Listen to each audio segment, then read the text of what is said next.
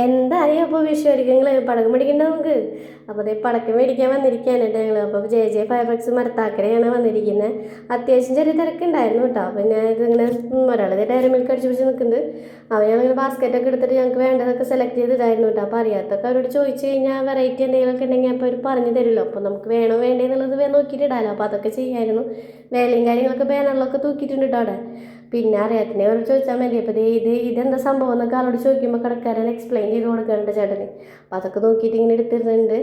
അപ്പോൾ അവിടെ പലതരത്തിലുള്ള വെറൈറ്റി സംഭവങ്ങളൊക്കെ ഉണ്ട്. പിന്നെ അതേ മേശപ്പൂവിൻ്റെ സെക്ഷനിലേക്ക് പോയിട്ടാണ്. മേശപ്പൂവ് ഇല്ലാത്ത പിന്നെ നമുക്ക് വിഷുവില്ലല്ലോ. അപ്പോൾ അതേ മേശപ്പൂവൊക്കെ മേടിച്ചിട്ടുണ്ട്. അതൊക്കെ ഇങ്ങനെ നോക്കി ഇരിക്കുകയാണ്. ഇനി നമുക്ക് അടുത്ത സെക്ഷനിലേക്ക് പോകണം. ഇതിൽ ആത്തിരിക്കാൻ തോന്നുന്നുണ്ട് കേട്ടോ. വെറൈറ്റി ഒക്കെ ഉണ്ട്. ഞങ്ങൾ ഇത്ര സാധനങ്ങൾ എന്തെങ്കിലും പർച്ചേസ് ചെയ്തിട്ടുണ്ട്. അപ്പോൾ അതേ മരത്താക്കരയാണ് ഈ കട വരുന്നത്. ഇനി നമുക്ക് കമ്പിത്തിരി സെക്ഷനിലേക്ക് പോവാം. ഇപ്പോൾ കമ്പിത്തിരി എത്രയാണെന്നൊക്കെ എഴുതി വെച്ചിട്ടുണ്ട്. കമ്പിത്തിരി അപ്പോൾ വെറൈറ്റി കളേഴ്സൊക്കെ നമ്മൾ മിക്സ് ചെയ്തിട്ടൊക്കെ പറക്കിയിട്ടുണ്ട്. പിന്നെ ബില്ല് സെക്ഷനിൽ പോയി ബില്ലൊക്കെ ചെയ്ത് 2 കവർ സാധനങ്ങളൊക്കെ മേടിച്ചിട്ടുണ്ടാ. അപ്പോൾ എങ്ങനെ വിഷു പൊരിക്കല്ലേ. ബൈ.